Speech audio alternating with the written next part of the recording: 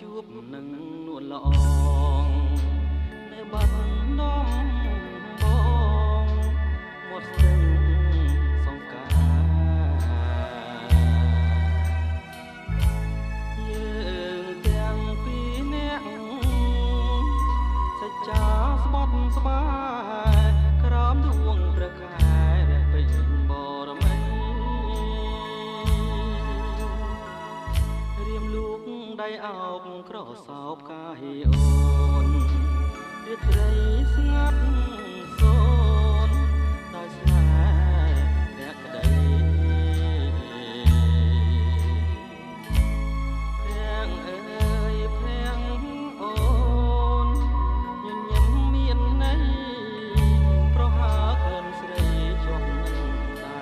បងរាត្រីរនោចដូចផ្ដាមនឹកទៅសល់តែតវ៉ា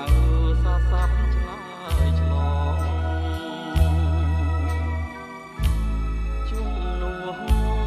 ទៀងអូនដែលធ្លងសាសងនៅបាត់ដំបងមាត់ស្ទឹងសង្ការសូមផ្ដាំតាមទឹកផ្ញើនឹកតាមខ្យល់ឲ្យឆ្លង